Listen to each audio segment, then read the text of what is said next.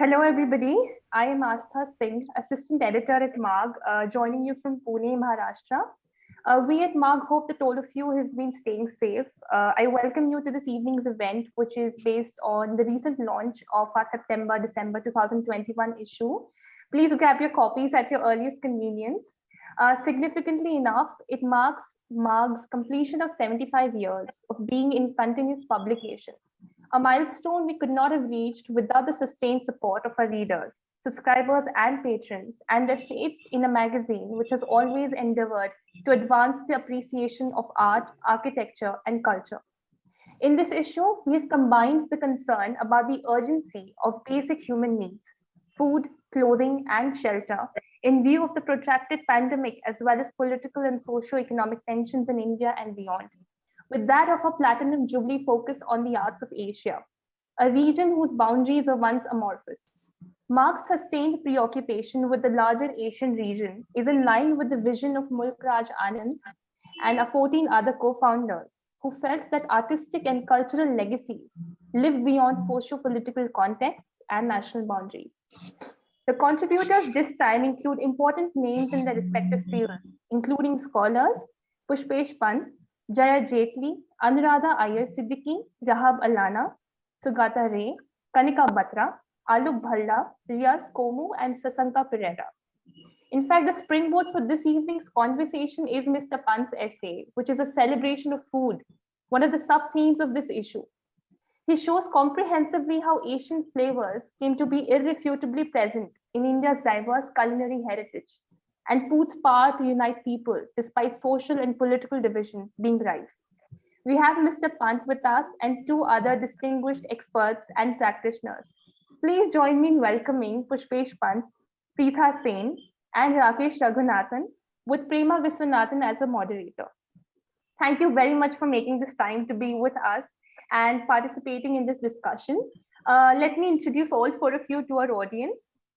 Pushpesh Pant is an author, columnist, broadcaster, anchor, and part-time teacher.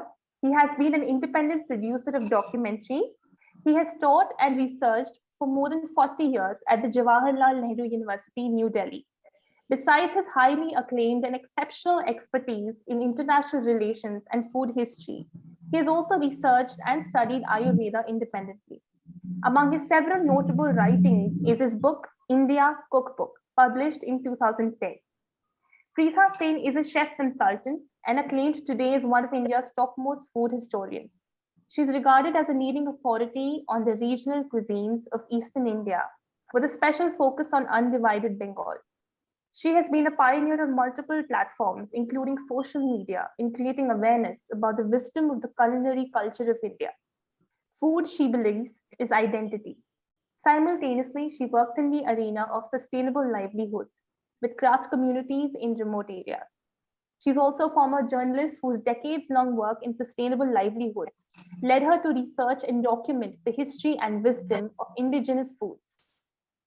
Rakesh Raghunathan is a South Indian culinary ambassador whose vision is to showcase the rich heritage of the region to audiences across the world. He brings a unique perspective and experience of South Indian cuisine, while also seeking to turn the spotlight on the custodians of these traditional knowledge systems. A food raconteur armed with a wealth of anecdotal history and a deep insight into socio-political cultural practices, Rakesh has taken food to the realm of the performative. His presentations are a multi-sensory and aesthetic experience with an element of romance and drama thrown in, as it draws his audiences into a space where food and art converge seamlessly. And finally, Prema Viswanathan has reported for leading Indian newspapers from Mumbai, Delhi, and Singapore, interviewing luminaries of the art world such as Arpita Singh, K.G. Subramanian, and Mrinalini Mukherjee. In the past 2 decades, she switched focus from mainstream journalism to market intelligence. Since she relocated to Bengaluru in 2018, she has revived her passion for art. Prema is also the author of a well-received book titled Badri Narayan, Portrait of the Artist as Storyteller, which we co-published with Pandol Art Gallery in August 2020. You can order your copy of this book through Mark's website or Amazon. I will paste the links in the chat box. We look forward to a 45 to 50-minute discussion, followed by 30 minutes or so of questions and answers from the audience. Instead of waiting till the end, please feel free to put down your questions from halftime. Try and keep your questions concise and mention who they are addressed to. We will try to take up as many questions as possible. This session, for your reference, is being live streamed on Marg's Facebook page, whose link I will again post in the chat box. Many thanks to all my colleagues at Marg who helped put together this event.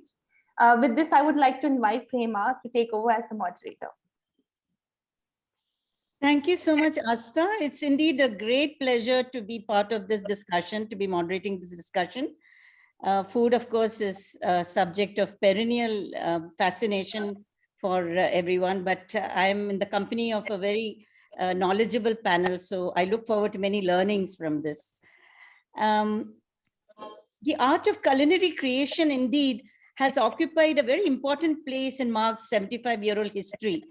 And several issues of the magazine have explored the richness, the diversity, as well as the pluralism which is inherent in India's cuisines, focusing on not just the geographical spread, but also the historical, social, political, and even the economic dimensions of this art. I call it an art, as it manifested itself in the subcontinent as well as in the rest of Asia. And by Asia, I mean, West Asia, Central Asia, Southeast Asia, South Asia, as well as the East Asia. So, it's a very, very large palette and diverse palette.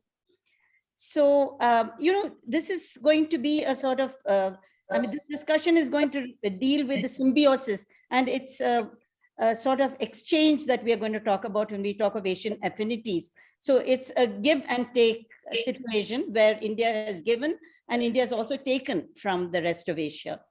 The Silk Road and the maritime spice route ensured that ingredients and dishes traveled to countries in Southeast Asia and Far East especially, where the local people embraced and adapted them.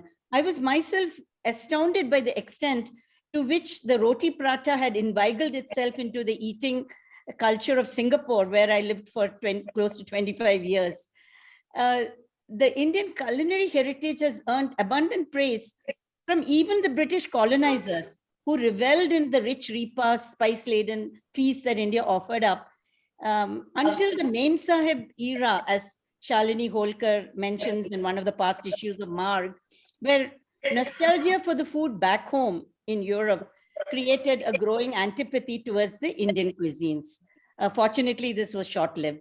But, as Professor Pushpesh Pant points out in the current issue of Marg, the reverse trend was very discernible too. The ability of the Indian palate indeed to adapt and assimilate resulted in an explosion of creativity on the food front in India.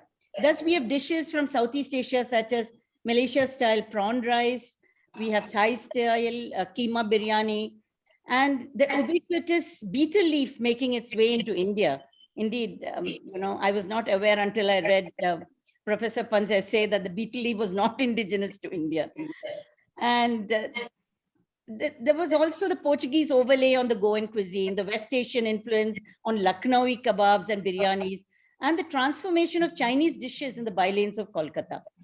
In more recent times, we have seen the rising popularity of fusion food, as well as the crossover of regional cuisines, which were actually an extension of this trend of diversity and pluralism that we have seen, that I've been talking about, all contributing the creation of a very syncretic social fabric.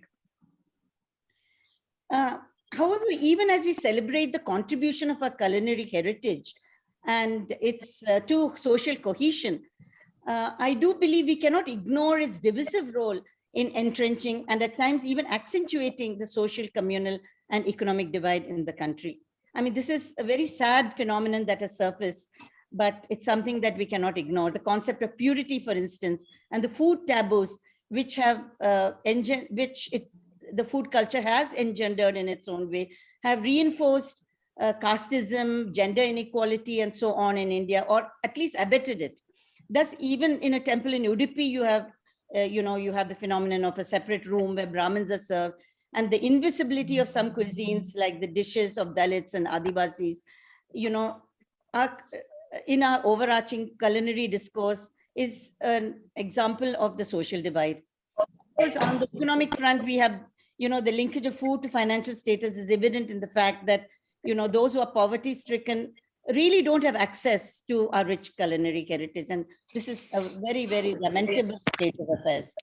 But most alarming in recent times is the communal coloring that the discourse on food has taken on. The violence that has erupted, for instance, over the consumption of beef is one manifestation of the polarizing tendencies that are threatening to subsume what is a very syncretic culinary practice. Hopefully, these concerns can be addressed by reinforcing the syncretic history of our rich food heritage. And I think the discussions that we have today will contribute towards this reawakening and, sort of recalling our rich pluralistic heritage, which we should not, lose in our endeavor to sort of lend a political or other dimensions to this discourse on food. As I said, among our panelists today, we have historians who are also practitioners. So we can look forward to a very, very stimulating discussion, I believe, which will be a celebration and also a preservation of our precious culinary heritage. So I welcome all of you to this discussion, and I will start off with my questions to the panelists. I think I'm going to sort of reverse the theme a little bit and talk first of the flow of, India's food culture to other areas of Asia. And then we can come to the way that has, there's been a flow from the rest of Asia to India. Professor Pant in his essay has talked about the penetration of Asian food influences in India.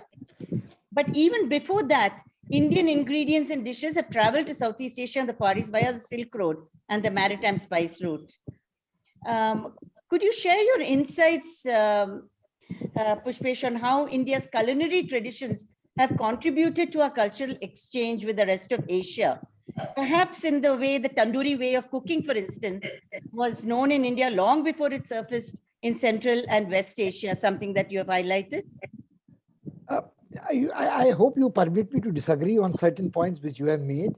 Sure, I think one should not talk in terms of India's culinary culture, because when we talk of India's culinary culture, we are not, again, narrowing down the national boundaries of undivided India, even or divided India, partitioned India.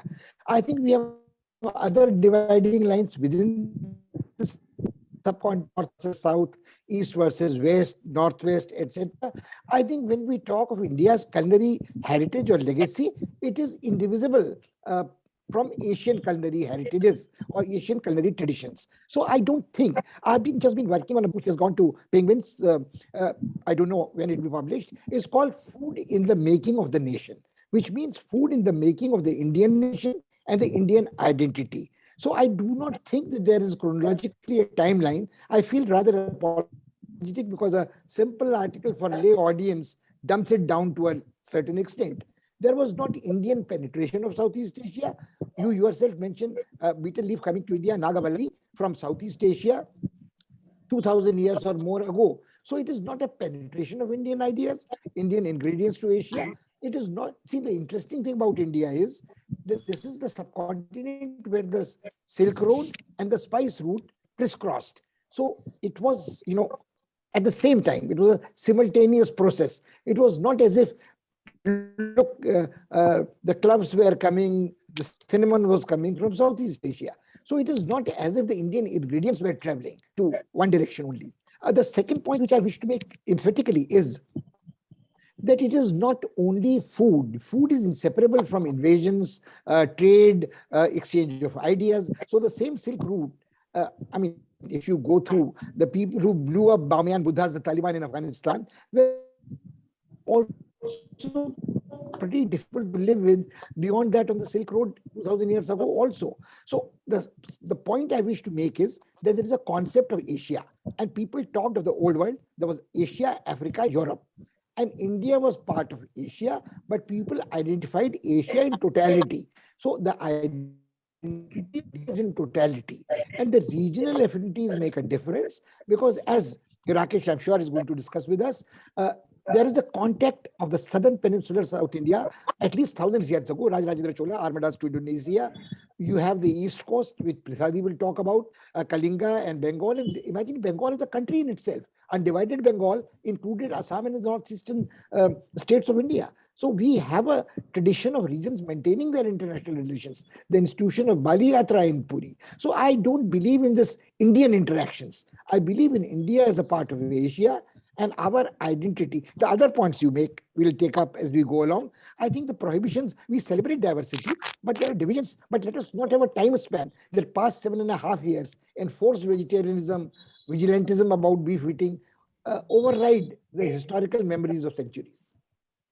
Thank you so much. And I completely, that was not the impression I wished to convey, but probably it came across like that, but very much to and fro. That's what I said. And it was a simultaneous sort of flow from India and back to India. India, I mean, for want of a better word, you know, I don't believe in nationalism in food.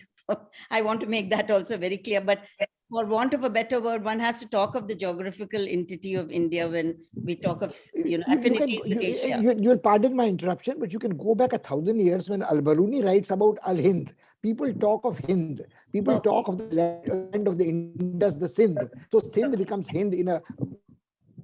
So maybe we should replace India with some other... No, we have to talk of Hind. We have to talk of Hindustan. The place called Hind deriving from Sindh. And also from Alexander's days onward, it is Hind, Sindh. Sure. And we have before Alexander ties with Iran. Sure. The Ahmedids. So I don't think that we can wish away that history. Thank you for that input. Yeah, I stand corrected. Yeah.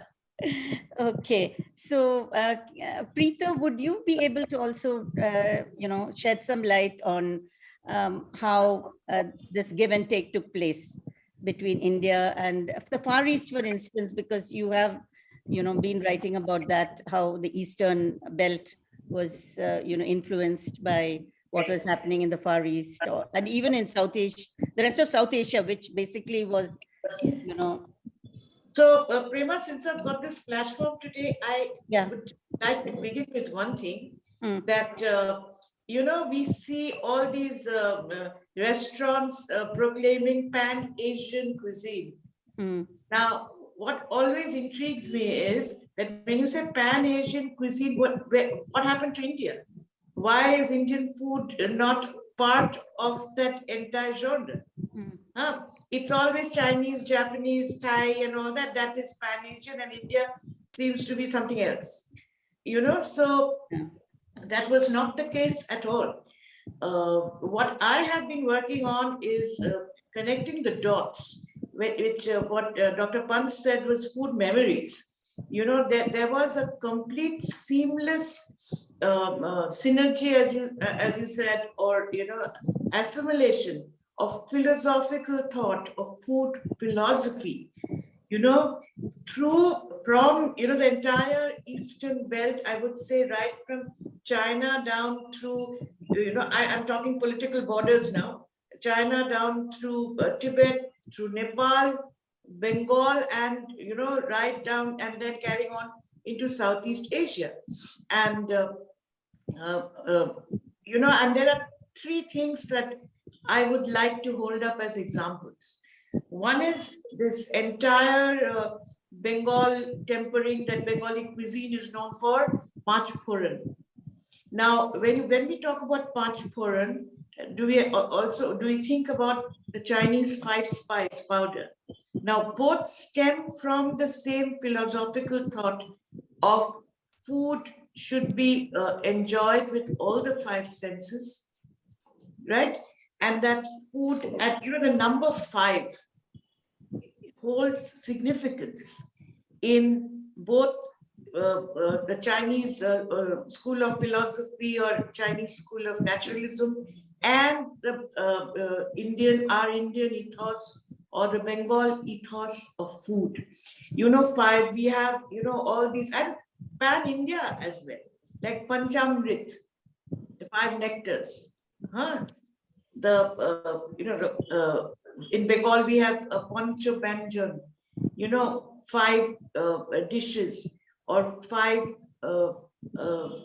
vegetables. We see in Chinese philosophy the same pattern follows, 5 grains. In one of the Mangal Kavyas, the goddess Durga tells Shiv that you now settle down and cultivate 5 grains. Pancha Shasya, as we call it, 5 grains. And this again ties into, like you were talking about religion, food, all this, you can use it to divide, you can use it to create new philosophies. The entire thing comes back again to Buddhism. Ancient Bengal was Buddhist for 400 years. When the Bengalis became the Bengali people, they were Buddhists. Now in Buddhism, this number 5 again is very important, be it in food, be it in thought, and food was considered sacred, and therefore the number 5 was sacred. Now, it's an entire whole discourse, I won't go into it in detail. But then again, another thing I want to say that, when we talk about synergies, we have this spice that we use in Bengal called Radhuni. Now, in Ayurveda, it's known as Ajmor, but we don't find its use in any other part of India except in Bengal Radhuni. And then again, very, very interestingly, it's used in Burma and in Malaysia. Then the third thing I would like to talk about is we know that the pepper plant traveled from India into the southeast. And Bengal was also home to pepper, as was the south, the western coast. And so there were the gold pepper, the gold mirch. There was the pipili that we all know, the long pepper. There was also a third kind of pepper used only in Bengal, and it is still used in Bengal. It's the use is being forgotten. It is not being grown that much anymore because chilies are so much easier to use. It was called the chui jhal. It was called chui jhal. It is called chui jhal, and the scientific name is Piper chaba or Piper retrofactum. And it is the plant is used, the twigs, the roots, the bark. It imparts an intense, fiery, pungent flavor. It's called the Indian wasabi. Now it is all this before the chili, and we all think about pepper being used, and pepper was the fiery element, but in Bengal we have this. And where else do we see its use? In Thailand. Yeah, we see its use in Thailand and again in Malaysia. So you see, it was this entire syncretic and synergistic exchange that was happening all the time, and food was evolving. While the Chinese 5 spice is made of 5 different spices, and the Bengal 5 spice is made of 5 different spices, but it is what was available, the resources, right? Wonderful. Yeah. But the philosophy was the same, and the exchanges, and they enriched it in their own way in each region. So it was all Asia. It was all happening in Asia, and it was all evolving in Asia. Wonderful. And that, leads up very well to a conversation I had with Rakesh just a day ago about the evolution of curry. So maybe Absolutely. you can shed some light on that, Rakesh. Yeah.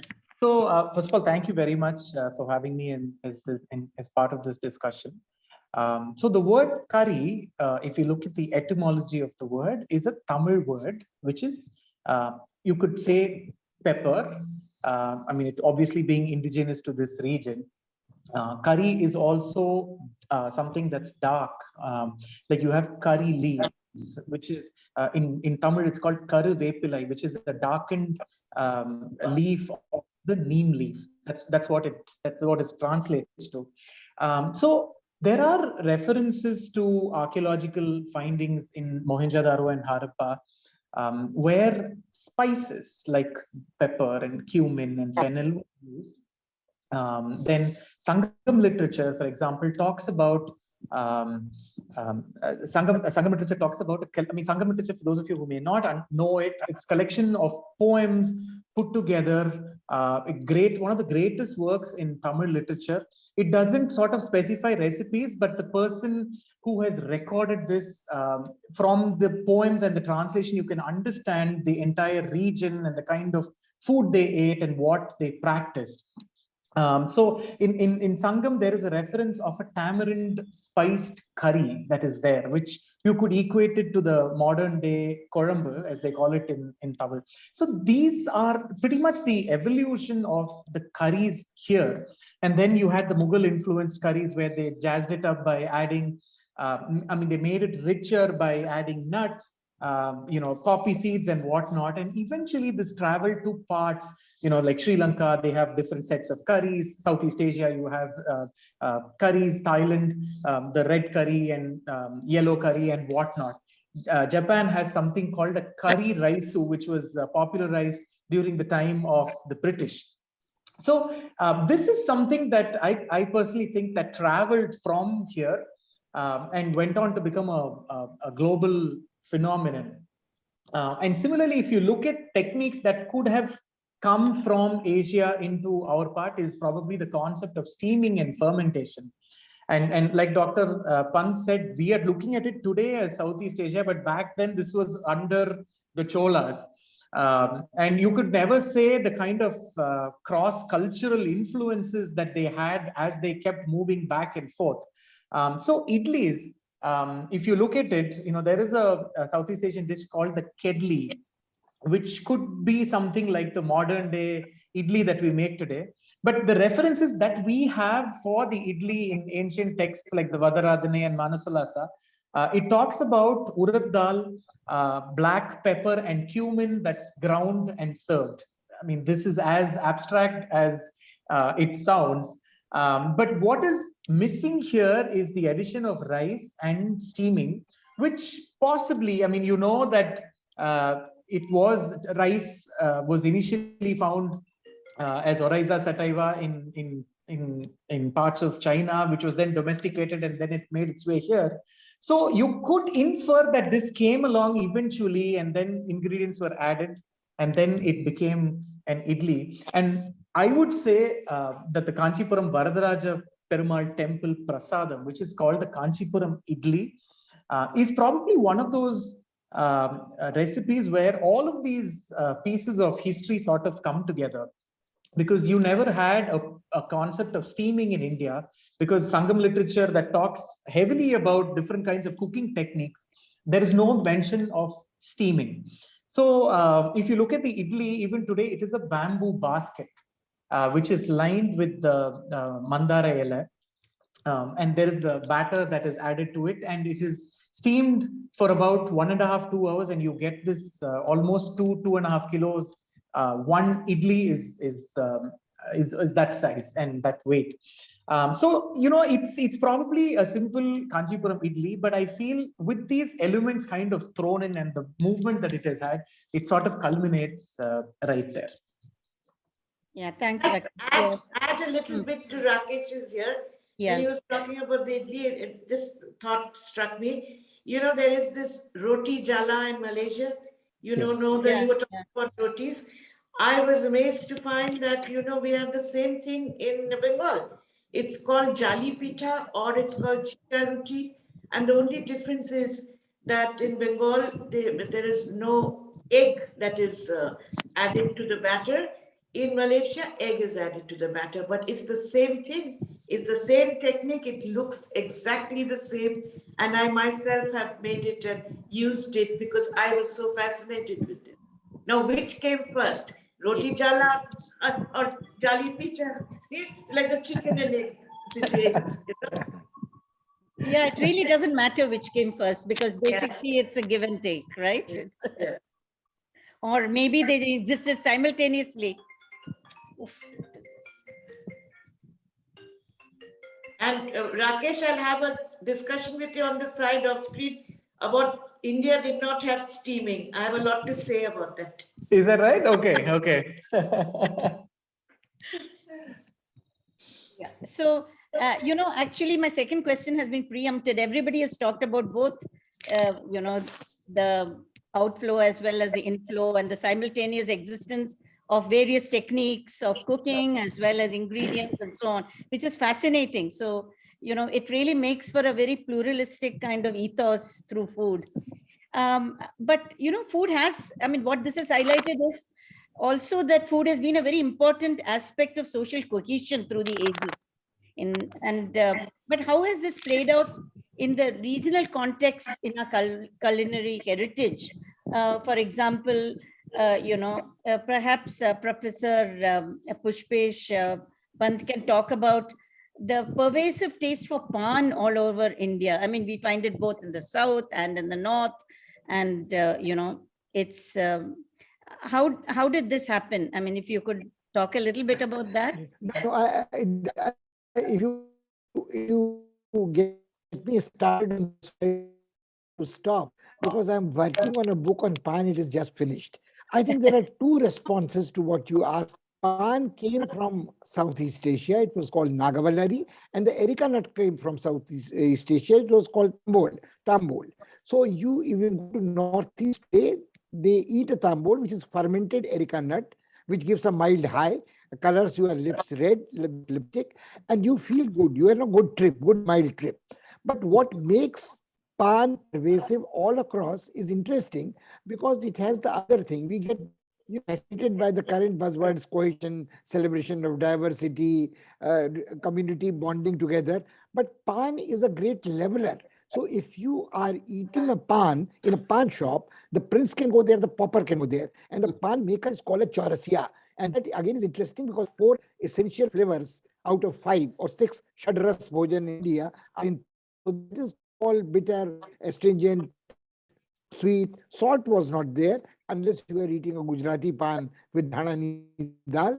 Otherwise, you had the other taste, pungent, astringent, bitter, and sweet.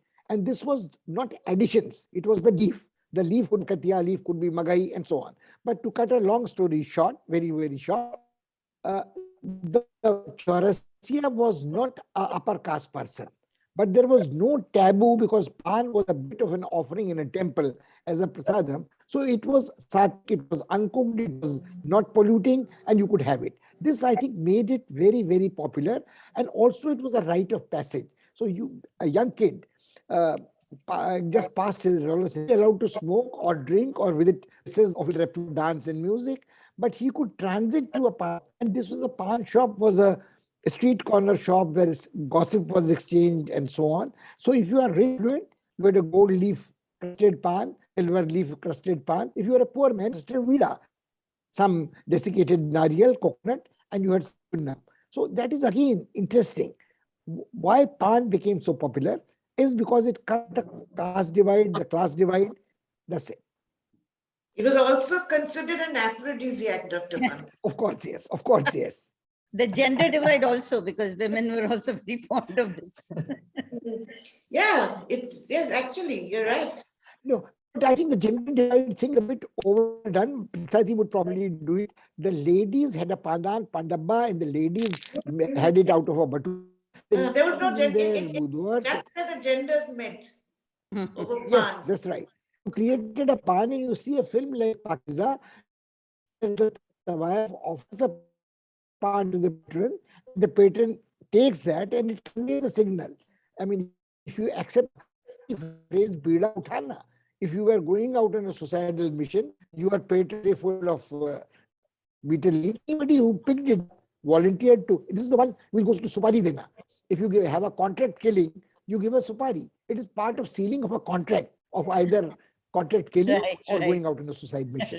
So you have a very interesting thing. And there's a Bengali folk song. Lots of folk songs. One Bengali folk song also, it says that I've cut pan and supari for you and I've created such a beautiful cone out of it, but you left without eating it. It's a song, it's a romantic song, but rather basically, if you go into the layers, it's rather Absolutely. Preeta, that one of your books is titled "The Jugalbandi Between." No, it's not a book. No. It's not a book. Okay. No. It is one of those when I kind of do get more and more into research, and I like to build awareness. I do live events. Okay. I do live events where I showcase the food and I talk about the stories and the food trails. Okay. I just thought it was fascinating when you talk about Bengal and Kerala in the same breath. And yes. I thought maybe you could elaborate a little on that. Yes, because, Prema Kurian is a very, very well-known exponent of and creator of Kerala cuisine, Malayali cuisine. She is very good. So I am very good friends with her and I used to watch her food.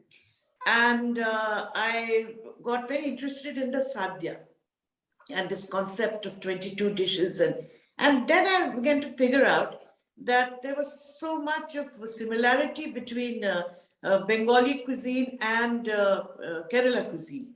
And, and mainly also because of the very similar region, the topography and, the lushness of it all. So I kind of bulldozed her into creating this entire concept of a Jugalbandi, which we called Onam Pranam. We did a sadhya where I did half the sadhya food, Bengali food, and she did half. And I matched it according to what the sadhya has. Like if you have a thoran, I did the Bengali version of the thoran. If you had an avial, using the same kinds of vegetables, if you had an avial, then I made the Bengali version of what could have been an avial, but it kind of evolved into a slightly different, but very, very similar. So this is how we had worked on, because I want to demonstrate that from the east to the south, where resources and produce are similar, the same kind of food habits come up irrespective of, language or religion or anything like that. Wonderful. And Rakesh, this also, of course, the term Jugalbandi also brought to mind the element of singing that you bring to some of your programs, but that apart, this aspect of social cohesion, again, the Kumbakonam Kadapa was a fascinating topic that, when you talked about it. Could you elaborate a little on that? So the Kumbakonam Kadapa is actually a dish that you would find in parts of Tanjavur. Now, if you look at the name Kadapa, one would normally think that this is from Kadapa in Andhra, but there has nothing to do with that. In fact, it doesn't even have a Tamil name, but it's a dish that literally can show you the history of the Tanjavur Marathas. So the Marathas, when they traveled across and finally when they conquered the Tanjavur region, picked up spices along the way. And the way they set up the Tanjavur palace, Raja Sarfoji, his rule is supposed to be the golden period in the Maratha history. He set up the Tanjavur palace with 4 kitchens. One was a Sattvic vegetarian kitchen. There was a non-vegetarian Maratha kitchen. There was a continental kitchen where he sent his cooks to train in the Madras regiment. And he also had a liquid or a sharbat kitchen where all kinds of spirits were there. Now, when you talk about this Kadapa, this is a classic example of an amalgamation of a particular dish. So in the south, there's a lot of moong dal, and the examples for that is your Ven Pongal, which is made in every temple. So it has moong dal, that makes it like a sambar. It has the addition of potatoes. There's tomato in that. Then different kinds of spices like cloves, cardamom, bay leaves, all the spices that they picked up. And it's finished with the cashew and poppy paste. So it's somewhat like a sambar, but also has influences of the kurma, and it's paired with the rava dosa to add to it. So if you are from Tanjavur, if you have your roots in Tanjavur, the chances are that the previous day of your wedding, you will be served a rava dosa with kadapa. This is a done thing. It's sadly not too many people know about it today, but that's really what the dish is all about. Like one spoonful of this dish, and it can demystify the entire history of the Tanjavur Maratha rule there. Just one more aspect that I found very fascinating is, when you mentioned that you witnessed a scene of social and communal harmony in Tirunelveli, was it, when people belonging to every social class and religious community partook in the act of cooking a common meal, somewhat similar to Langar? There was a site, like you said, that I witnessed. I happened to go, and it was a point of time where harvest was at its peak. And I could hear people singing, and they were celebrating the harvest because they had bountiful harvest at that point of time. So for me, I was very intrigued. I wanted to know what was happening. And I could smell food there. They were cooking it in a huge cauldron. I was very shameless. I went up to them and I said, "What is it that you're making? It absolutely smells divine." They sat me down and they told me that the recipe that they're making is made usually when people sort of come together during harvest. And this is made by not just the people from the villages, but in and around. Everybody contributes to the recipe. Someone brings in rice, someone brings in lentils, someone brings in masalas, oil, firewood, the utensil, everything. And they cook it together and eat it together, irrespective of the social strata in the society. So this recipe is actually called a Kutan Choru. Kutan in Tamil means when people sort of get together. Kudi serradhu is the Tamil word for that. And choru is rice. So again, it's one of those recipes that, honestly, this was the point in my life where I stumbled upon this recipe, and that set me on journey to document recipes that have a story to tell like this. Fascinating. Asta, are we running out of time now? Is it time for Q&A? I think we could probably go on for another 10 minutes. We can start at 8 o'clock, the questions from the audience. Yeah. Okay. So just thought let us talk about the unifying role of, food, our food culture, and our, how we can resolve the conundrum of divisiveness and, hatred by using food. What are the recent, I would like to get inputs from each of you on how you think, we can sort of revive our memory of the syncretic culture, which is not just, bound by geographical boundaries, which is sort of expansive, pluralistic. How do you think this can come about? Any thoughts on this? Maybe we can start with Professor Pant. I think I'm going to be a contrarian once again. Okay. I think we don't have to keep emphasizing the unifying factor of food and so on. There have been divisions since times immemorial. The great Chinese people built the Great Wall, which can be seen from the moon, to keep the barbarians out. So Asians had built up barriers against themselves. And even if you say the transmission of Islam, you have the concept of Darul Islam and Darul Behar, and you have the believers and the kafirs, and you have the concept of halal and not halal. So even today it is reflected that Indonesia would not have pork, Malaysia after Islamization would not have pork, and Australia would be exporting pork to China, which would be eaten comfortably. So I think this divide, the religious divide between religions, should not be wished away. And also, Amartya Sen very brilliantly says in books, there is the food has survival and portioning. So who gets what to eat is a function of who the victor is, who the vanquished is. So, if you'd like me to go back to, again, a long story to cut it, as they say, to Shanti Parv in Mahabharata, there is Rishi Vishwamitra, who's in a time of famine, is dying of hunger, and he wants to survive and eat something. So famines were with us. After wars, they were there, droughts were there, thousands of years ago. Crops failed, rivers changed course, natural calamities took place. So Vishwamitra was dying of hunger, and he smelt some meat somewhere. So it was dark in the night, he went to a Chandal's house, and the Chandal was sleeping, and a carcass of a dog was lying there. So he snatched it and bit into it and ate. It created so much chomping noise that the Chandal got up. And he said, "What are you doing, O sage?" He said, "Don't you know I'm Vishwamitra?" He said, "Obeisance to you, I recognize you, but you are losing your caste, you are losing dharma," and so on. So Vishwamitra came out with two responses, which Bhishma recounts in Shanti Parv. Interesting. He says, "This is apad dharma. It is times of great emergency. Survival is my basic dharma. So I do what I get. No taboos at that stage. You may be a Chandal, I'm stealing food. There's a dead dog's decaying carcass, but I will eat to survive." Second argument is even more interesting. He says, "I am a tapasvi. I have got enough merit in me." There's a caste man. My tapas burn. Heat will burn the papas I do. And if I survive, I will do a prachita. So I think that is the odd thing, that food has always been as unifying as divisive. We have always celebrated pluralism and syncretism.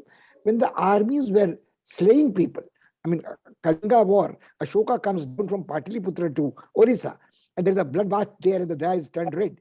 But the point is, food traveled with him. And when we talk again, the invaders who came from again, it's not that there were no battles fought in the Muslims in peace. They came in peace to South India, but they did not come in peace to North India. Now, today it may be politically correct to read the history backward, forward, and make political statements. But I think we must recognize, if we are to move forward, that food will continue to be divisive. People in South Sudan will die. People will die in Afghanistan. People will die in Yemen because of food shortages, and will turn our eyes and ears the other way around. We would not be unhappy if India is the beneficiary of the Australian beef and livestock not going to China, because we have a problem, they have a problem with China, but we are not either beef eaters or pork eaters in this country. The two largest communities, Hindus and Muslims across the world, either don't eat beef or don't eat pork. So we have to live with that. And it is also a fact of life that one of the supporters of the Hindu Nationalist Party is the biggest beef exporter in the world, including the Argentinians. So we can't wish these things away. Prema, I would like to say something here. I know. Yeah. Continuing with what Dr. Pant said, you know, I don't think we need to force this, because this happens organically. I'll give you a contemporary example. West Bengal was the seat of Vaishnavism, right? So with Vaishnavism came about a lot of vegetarianism, sattvic food, and all of that. Whereas in East Bengal, which was a far wider region, and with various a mix of ethnicities and micro-regional cuisine, the traditions were to eat almost everything. Everything, you know, whatever was non-veg and it ate. And but post-partition, what happened when the Hindus moved to West Bengal, they came with their own traditions of eating a lot of things that were very taboo in West Bengal. And I have seen that happening myself. And but slowly, and they were looked down upon. Like he said, the conquerors and the vanquished. The people who came from that side, they were refugees, and they had to rebuild. And therefore, the first thing to hit out against them, you know, they were taking up the space, the West Bengali space. To hit out was through food. They eat this, they eat turtle, they eat pigeon, they eat fermented fish, they eat all of this. So therefore, people were secretive about their food habits, right? Yeah. But today, I have been watching this today, 2 generations after partition. Nobody cares what happened. Intermarriages have happened. Food has been shared. Food has been exchanged. And today what I see, and at one time I remember, most of when I came to Calcutta, my father was transferred and I came back. We came to Calcutta from another place. None of my friends' homes, the friends I made, ate pork. We ate pork. I draw my roots to East Bengal. We ate pork, but most of my friends, pork did not enter the household. Slowly, I saw them going out to Chinese restaurants to eat pork. And now there is a huge movement in which I see in Bengal, in Calcutta per se, of pork eating. There are exclusive groups that only go out eating pork, they buy pork, they cook pork. So there has been a huge, and it's almost like a backlash that whoever said we could never eat this meat, you know? So, and I can see this only growing. Mm.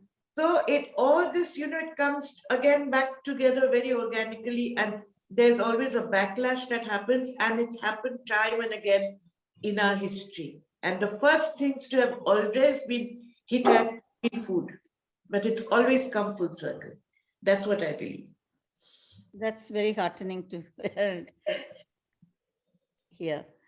Rakesh, and do you have anything to contribute to this? I would tend to agree with them because, again, my reference point when I look at Sangam literature, there have been, discourses happening here, and given the space that we are today about Hindus eating beef and pork. So there are references where there is a particular community in the Parpanar, as they call it, in Sangam literature, where a few of them, there are references of them eating beef. Now, this is also, and what happened today, where has all that gone?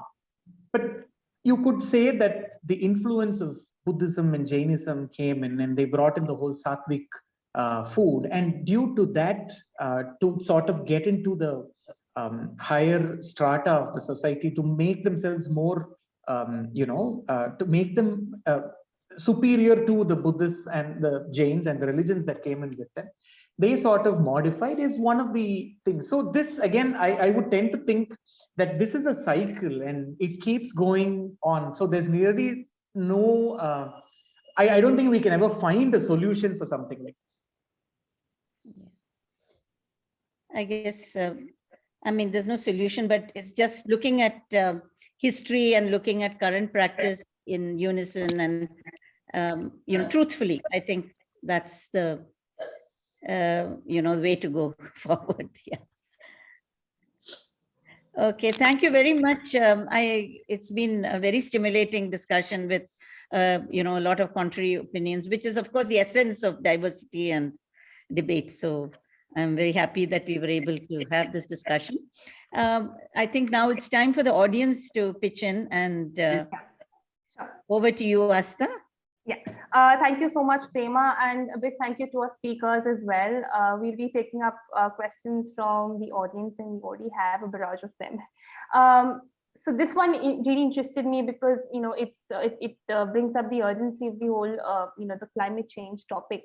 Preetha Mahanti asks, could any of the panelists take up the issue of food culture in Asia and the climate crisis? Her question is, how is climate change affecting food habits and changing food politics in the Asian region? Would any three of you like to go first about the intersectionality of climate change and how it's having an impact on food trends and food politics in Asia? Pushpesh, I'm afraid you're muted. I think my German Shepherd was barking and I muted myself. No, I think you pin, I think it is a problem of a time span, scale, and memory. Climate change has been impinging on our actions and thoughts and politics in very recent period. The first global summit was Stockholm in '72, and the progress has been very uneven between the rich and the affluent and the rest. So how it affects you. Now you have this, it's very odd kind of thing. There is a business of food. So if you talk of affluent nations in West, they mass produce red meats, which has an adverse impact on environment, but they refuse to either change their food habits or recognize there is a climate change thing. On the other extreme, you have people who have lived with scarcity all their lives, and they've barely subsisted. They have lived with droughts, they have lived with excessive rains, floods, mudslides, and they have lived with climate change without calling it climate change. It was called a calamity, a natural calamity, and Apada Prabandhan, Devi Vipatti, Pralay, whatever call it. So this concerns, to my mind, a question more to do with the politics of climate change. So you have a country like India where 1/3 of the population or more lives below poverty line. It survives on governmental statistics of $1 a day per family. But then you don't recognize what is happening to their food security because you are worried about big business and additives being added to food, and big companies from iodized salt to organic food to enriching grains. And there's a business of food which distracts the discussion on climate change. So you name 193, 94 members of United Nations.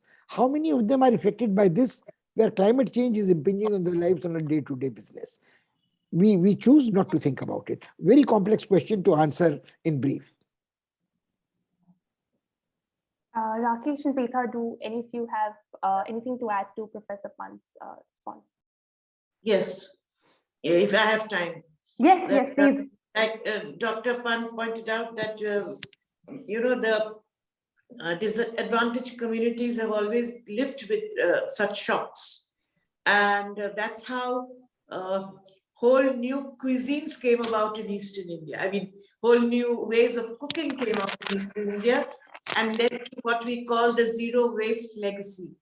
The floods, the earthquakes, the floods, the droughts, and then man-made. When you're talking about politics, man-made, when the British destroyed agriculture in the eastern region in Bengal and turned it into all cash crops. How did the population survive? They survived, and they created a whole new genre that I call the zero waste legacy, from what is now become very popular today, the nose to tail or the head to tail eating. That was there for right from the almost ancient times, the medieval era, because Bengal has suffered such shocks because of its riches, that region, that then you create an entire new and way of cooking and culinary legacies, and that's what happens, and it will continue happening, I think, and that's a very interesting thing for me. Okay. Like poppy seeds, posto. Posto is a very recent entrant into the Bengal repertoire. It came out of a waste product from the British opium trade. So it's that. Preetha, along the lines of what you just added, I can bring in very briefly the food of the tribals in the Nilgiris. Absolutely. And how they have adapted themselves with the influx of these situations. And it's remarkable. And I love the way you put it, how things have evolved over a period of time. And that is essentially what has happened with the food of the tribals also over the last many years. Okay, I'll just move on to the next question. So this is by an anonymous attendee. The person asks, since the days of Buddha and Mahavira down to Mahatma Gandhi, India has tried to promote non-violence through vegetarianism in food. Is linking food to religiosity or spirituality justifiable? So again, this is bringing. I think a big emphatic no with a mark of exclamation. I think it is catchy to say from Mahavir to Mahatma Gandhi. You could even say Mahavir to Modi. And I think if you refer to a book like Upendra Singh's A Political Violence in Ancient India, which is a very well documented book, which shows that Ashoka was not even non-violent after the Kalinga War. There were slaughter of 2 animals was prescribed. And then, of course, he had not disbanded his army. And I think there are religions which do not enforce vegetarianism at all. So, so you can't possibly privilege one religion over another. And Buddha, let's not forget, according to well-documented historical sources, died of a dish prepared of rotting pork, which he had accepted in his alms bowl.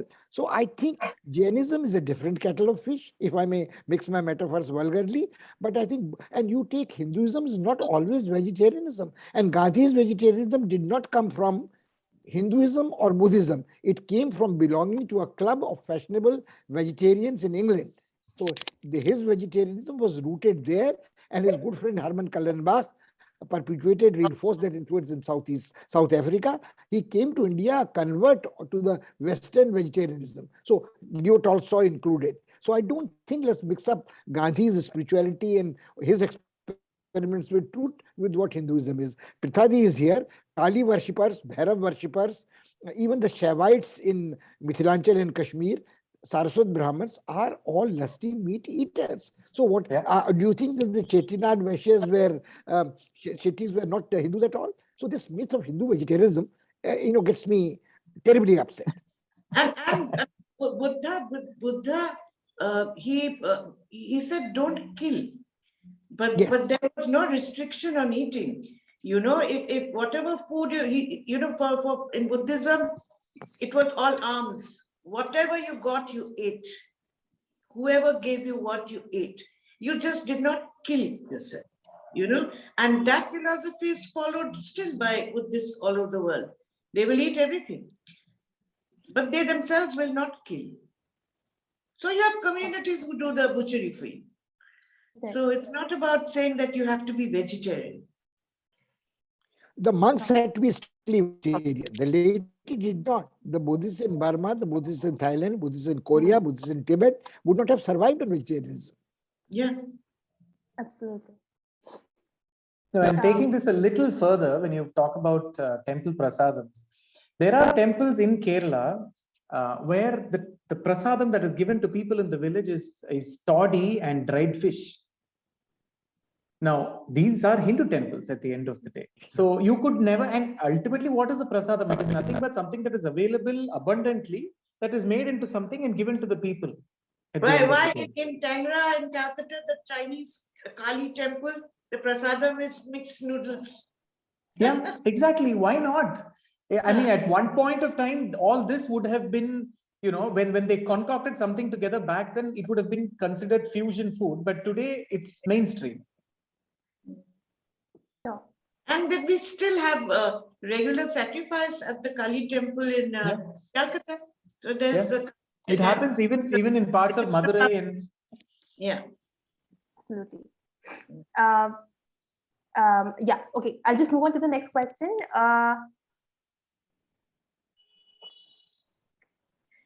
Tushar Mehta, he is a student of history. He has not mentioned who it is directed to, but I believe again, all three, or even Prema could probably add to this question. Tushar asks, what is the scope of food history studies in India? I believe it is quite underrated here since we have a plenty of food history works in the West. But at the same time, we've seen recent trends and curiosity to learn and produce India's culinary culture.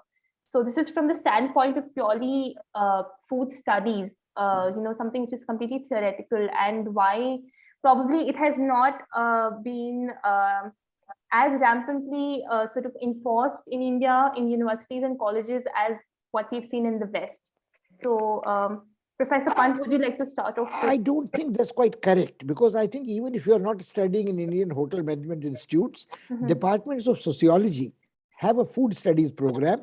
Indira Gandhi University has a very good person, hands-on, Kiran Bhushi, who is a professor of sociology, who teaches a course on this, guides on this, and also did a restaurant called Gunpowder in Hauskhas village at one stage. So I think it is not as if India does not have scope for food studies. You obviously don't call it a department of food studies like New York University, where Krishnendu works, or Jayata, where in Toronto, Scarborough campus. But there are enough institutes in India, universities, where they talk of food tangentially. They talk of food in Department of Anthropology, Economics, even history. I think one of the major works, seminal work, came out in 1960, Om Prakash's Food and Drink in Ancient India. In a PhD thesis with Rajveli Pandey in 1960. So I don't agree with this at all. If you are passionately driven toward food studies, you will find both a place and a mentor. But Professor Pant, if we talk about comparisons, again, I'm not aware of it, but if you could shed light on the rankings, whether India is seen as a popular destination to pursue food studies. India is not perceived as a destination to pursue studies today in any field. You have two universities, one Jamia, one IIT, one Institute of Science, which figure in the 200 list. And you look at the other Asian universities, including Hong Kong Tech and Singapore universities, are far ahead of us. Sure. So let's not mix up. I mean, our rankings have come. You don't even come to India to study Indology now. You would much rather end up in a German university or a French science po or an American department. I mean, one of colleagues' son in JNU, Abhishek, has just done a brilliant book on late medieval history. Dr. Kekar's son, Abhishek, he did his PhD from Princeton. Before that, he was in Canada. So people gravitate to places which either give you a permanent residentship. I mean, I think I was looking forward to Rakesh ending up in Yale, but he has enough strong roots in India not to head westwards. But I think the rankings don't matter for us at all. There was a time when Banaras Hindu University, Kashi was the place where Kapila Vatsyayan, one of the greatest Indologists we have, gave up her PhD in America and came to study with Vasudev Sharan Agarwal in Banaras. Or people would go to learned scholars in South. The two traditions of Panditya, Pune, Dakshinatya, and Banaras. We have given up on that. Sure, Professor. You just mentioned Kapila's name. She's been one of Marg's trustees, of course, and I know. She's really missed today. Thank you, Professor. Absolutely. Unless Rakesh and Preeta have something to add to that, if I should move ahead, please let me know. No. Okay. So Usha Ramesh asks, and I think Preeta will be the best person to answer it, and of course others can add on to it. She's asking, despite the same ingredients in Bengali khichdi and Tamil pongal, how do we manage to get two distinctive tastes? What is the magic ingredient that differentiates these two dishes? Well, there is no one recipe for the khichdi we make. Right. There's just no one recipe. So the ingredients can be anything. And once again, it need not be only purely vegetarian. It can be non-vegetarian. It can be with onions. It can be with ginger. It can be with garlic. And what is khichdi? Khichdi comes from the word khachrannu, which means bird feed. From the Sanskrit bird feed, meaning scattered grains. So these were a mix of grains, rice and lentils, and so it could be rice and moong dal, it could be rice and masoor dal, it could be a mix of dals. So it is basically a potpourri, and it's just tastes. So the difference is a pongal. I'm not really very sure of exactly what goes into a pongal, and there are different pongals. There are savory pongals and there are sweet pongals, right? Yes, right? That's right. Yes. There is no sweet khichdi. A khichdi can be like a thin, runny sickbed food to a Jahangiri khichdi or a Shahjahani khichdi. That exists in Bengal with meat, with eggs, with fish and sattvic. So it's two different tastes and two different regions with two different kinds of produce and influences. All right. Rakesh, maybe you can add to this. Pongal in general, what is made in the South, I think what will change is the amount of fat and the rich quotient that you give it to it by the addition of nuts. Otherwise, it is a one-pot dish that was made, and particularly during this month, as we speak now, which is called Margari, December 15, 16 till about Jan, just before Pongal. And it was made in larger quantities because people would visit temples. They added pepper, because it was indigenous, and the so-called winter that we have now, it kind of warms the body. The fat in the form of ghee again keeps you warm, and it was a one-pot wonder. But I have never seen different variations of the pongal, other than adding the addition of nuts and maybe taking up the quantity of ghee. Otherwise, pongal remains the same. It is always rice and moong dal. No, not even the addition of vegetables. Yes, but for us, there are many different variations to the khichdi, and it is a complete game of permutations and combinations. but it has to have rice and a lentil.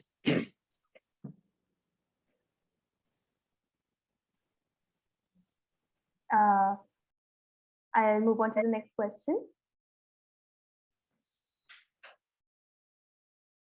Siddharth Rangneskar asks, and I think this is addressed to Rakesh. He asks, I am from the Konkan region, and during the Ganpati festival with the extended family, Dadi used to gather her sisters-in-law to make the Maharashtrian khat khate. Forgive me if I'm pronouncing this wrong. In brackets, a rich stew of every seasonal vegetable available and corn and spices. The Kadapa dish that you ascribed to the Thanjavur society caught my attention. Could both have similar origins?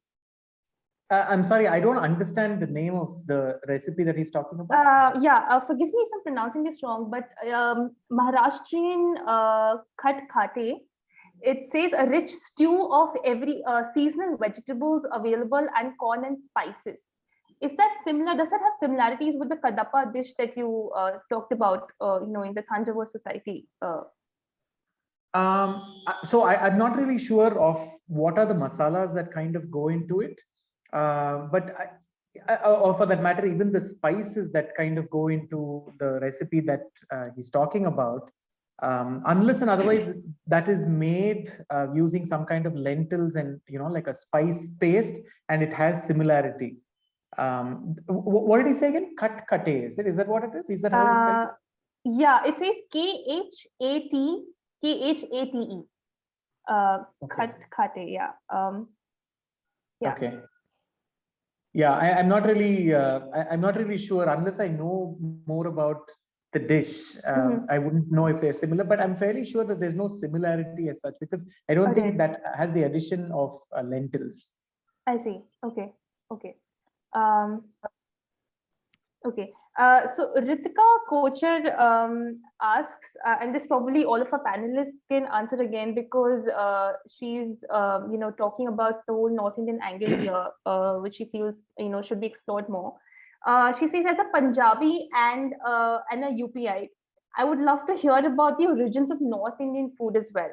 It's not really a question as such, but I mean, North India again is such a huge expanse of regions and tastes, languages, and so many influences. Where does one start and when does one finish? But if we have to talk about origins again, Professor Pant, are there again? No, sure. I think again her question deserves some more detailed answer than we have the time. Sure. But I think you start at home, what you've been eating, Punjabi and UP. Are we talking of undivided Punjab? We are talking of Punjab, which at one time in Maharaja Ranjit Singh's reign included Kashmir, included present-day Himachal Pradesh, included Haryana. So we have up north food from Ladakh to Valley of Kashmir to undivided Punjab, which would go back to the 7 rivers, the 5 rivers, now in Pakistan, go to the northwestern frontier, Darya Khyber. So that would be North India. It would also include Uttarakhand. It would also include all of UP. It could include all of Hindi heartland. It would include anything north of Narmada, and the Vindhyas is defined north, including by my good friend Jairam Ramesh. So he draws a line at Narmada and Vindhya and draws a line east-west at Kanpur. So this would be a very confusing picture. And then you would have caste in communities, Khatri food, Vaishya food, Brahman food, Dalit food, tribal food, and unfortunately, we have in the political map of India, states organized linguistically, badly. Yes. And then we do have a footprint of food, which is totally different. Zones of food are totally different. So can you distinguish between parts of Gujarat and parts of Rajasthan in the north, parts of Gujarat and parts of Maharashtra after division? Can you distinguish today between Andhra Pradesh and Telangana, coastal and hinterland? Absolutely. So these are issues which are very tricky. And I think you begin at home, what you eat, and then you experiment with what you have been acquiring a taste in hostel or job or dislocations and transfers. I think Prasadi's case is fascinating. I hope one day she writes her memoirs and autobiography, how you travel as a East Bengali through father's appointment in railways from place to place and sample food in servant quarters, clubs, travel, research. And then you discover that there are so many affinities and so many dissonances. But ultimately, if I may just get one word again, I think somebody said, what makes a difference? What makes a difference, and I think Rakesh is brilliant at this, is he sings in music, whether it's Karnataka music, whether it is North Indian Khayal or Dhrupad, the notes are the same. But how you improvise in a particular ragam is totally different. The same performer might perform the same rag and it will sound different to the Rasikas on different days. So this Aroha, Avroha, Murchanas, Gamaks, and Alapana, and the ornamentations, so akin to music. Every good cook worth his salt cooks differently every other time. Very well said, sir, because I call my food journey kitchen ragas. Ha! How nice. Preetha and Rakesh, do you have anything to add to this whole discourse of the origins and the origins of North Indian food? Of course, Professor Pant established it very clearly that this is rather porous. So yes, I think he hit the nail on the head. Sure. Okay. We have a question by just a second. I'm not sure about the veracity of this. Of course, Preetha can confirm this. Jaya Kalyanaraman asks, why do Bengali Brahmins consider fish vegetarian? Is that true? And if yes, why so? Well, it's because of being riverine in a coastal community, and the Brahmins wrote their own rules. So if they were there, how could they not eat things? We've had so much fish. So it's called fruit of the sea, fruit of the river. And the interesting part here is that the Vaishnavas, who are supposed to be Sattvic vegetarians, they eat fish, but it is eaten without onion and garlic. So onion and garlic is deemed more non-vegetarian than fish. Okay. You see, so everything follows your access to what you have and what you need to survive. And because it was all right down the caste system, it was all protein eating. We did not really have dal or lentils in our cuisine till much later in life, when there's entire Sattvic communities, completely Sattvic, no fish, no meat came about. That was when the protein factor came in, and that's when dals became more and more used in Bengali food. And there are these tales, and they've been recorded that, and I've heard my aunt also say this, that during my grandfather's time, when he was a child in the village, if anybody had dal cooking at home, the child would be running around saying, "Today we have dal at home, today we have dal at home," as if it was a really great exotic dish. And I think, so that this is how food habits grow and evolve. And I think, Prithadi, you can ask a broader question, not only the Bengali Brahmins. Why do the Muslims don't worry about halal of the fish? They think the gills are there and the God has done the halal. So they had the need to eat the fish in the coastal area, and they could not halal a fish. So the point is that you find an explanation which allows you to eat fish as kosher food. So that is what I would think. And again, then the Islamic, they consider, you can only have fish with scales, not without scales. And then crustaceans are considered makruh, meaning you can eat, even it's not forbidden, but it is not recommended. But if you look at the Bengal Muslims or even Bangladesh, the bulk of the food is fish of all kinds and small fish without scales and crustaceans, prawns.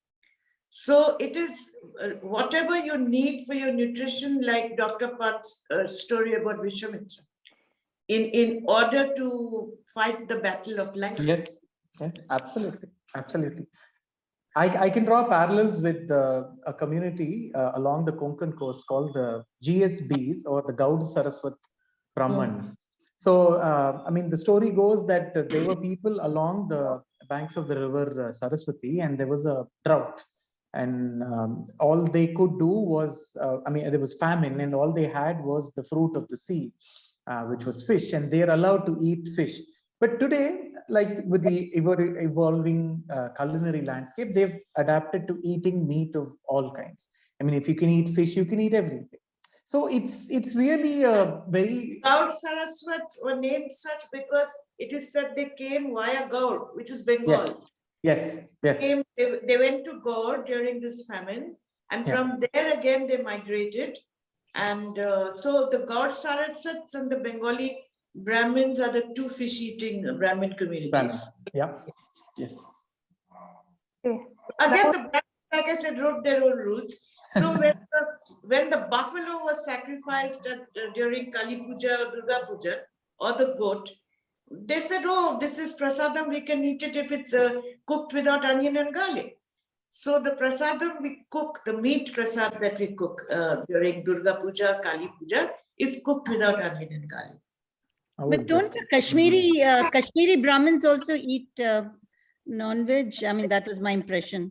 They do. They do, right? Yeah. Without onion garlic, the Hindu Pandit community. Right. Without onion and garlic.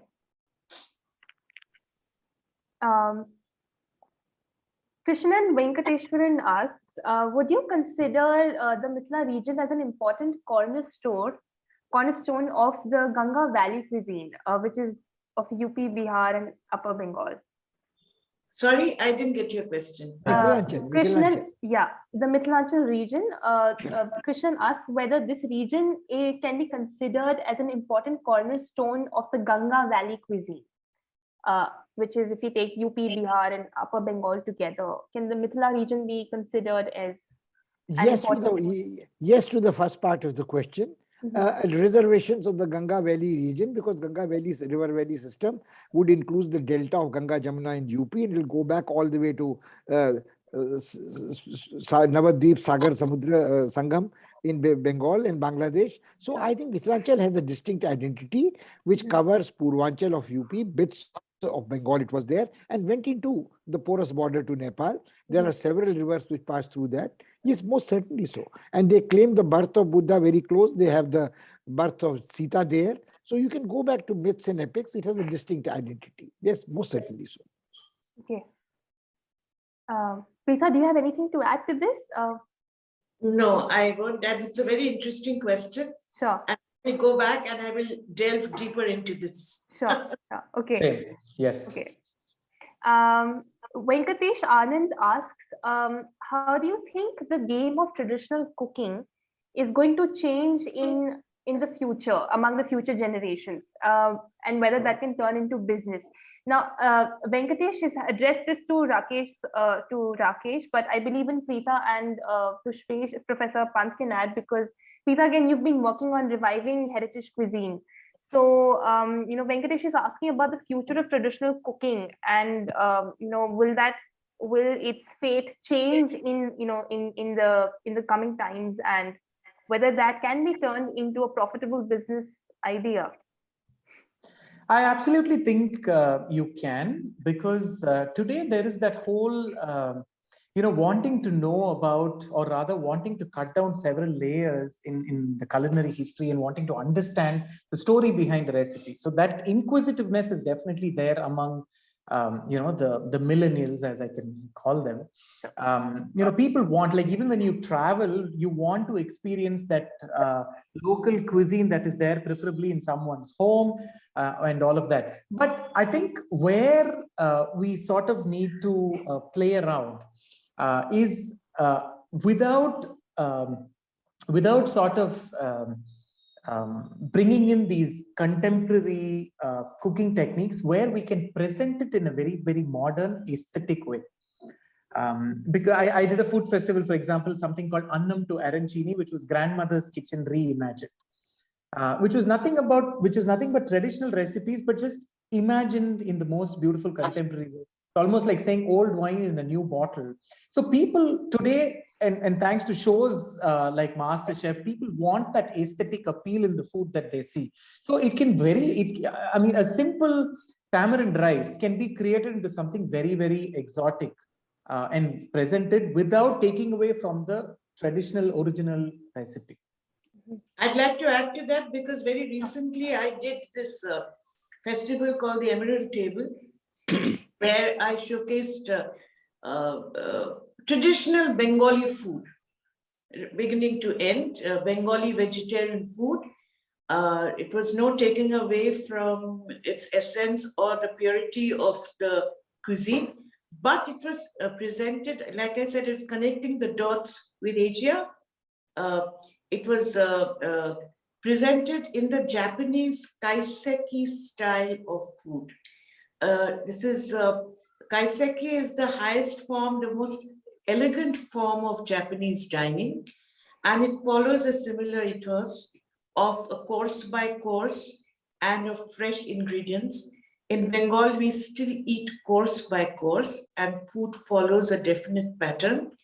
And it's a lot of seasonal and a lot of greens and stuff.